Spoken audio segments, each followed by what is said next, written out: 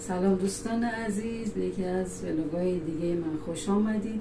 امروز قراره که یک غذای شیرازی به نام دمپختک عدس و هویج براتون درست کنم که از زمانهای قدیم این غذا رو پاییز و زمستون میپختن. علت کالری زیادش که با ترشی توی این فصل هوای سرد خیلی میچسبه. حالا مواد لازم: 3 لیوان پلوپز برنج هست که 1 ساعت خیس کردم با آب و نمک، که البته چون من کته‌ای میپزم با همین آبم میپزیمش.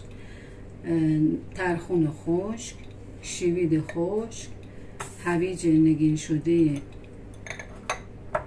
خرد شده، پیاز داغ، عدس هم 1 لیوان و نصف پلوپز و روغن به اندازه کافی. حالا میریم که این غذای خوشمزه رو درست کنیم که با خانواده نوش جان کنیم. همینجور که گفتم برنج رو با همون آبی که خیس کردیم حالت کته‌ای میپزیم که ویتامین بشم حفظ بشه.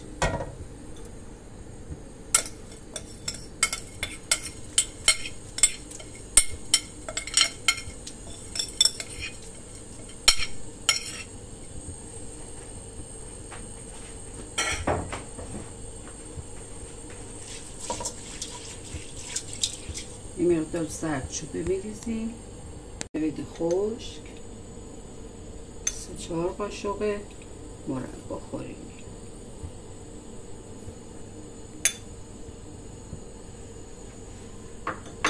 ترخون خشک، 3 قاشق کافی مربا خوری، هویج،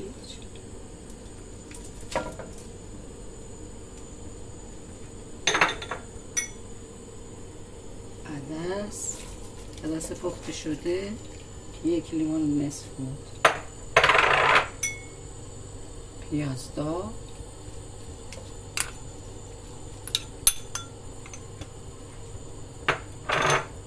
و روغن. این کته است با روغن توش بریزیم.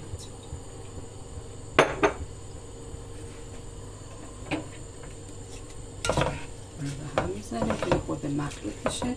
آبش که کشیده شد دمکنی رو میذاریم. ببینید چرا ترکیب رنگ قشنگی داره.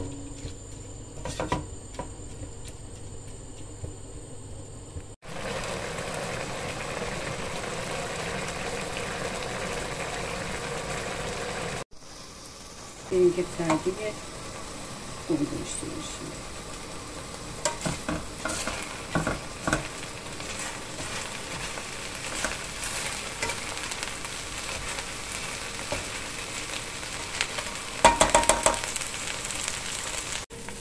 دمکنی رو میذاریم مدت 45 دقیقه، حالا تا 1 ساعت دم بکشه و میکشیم.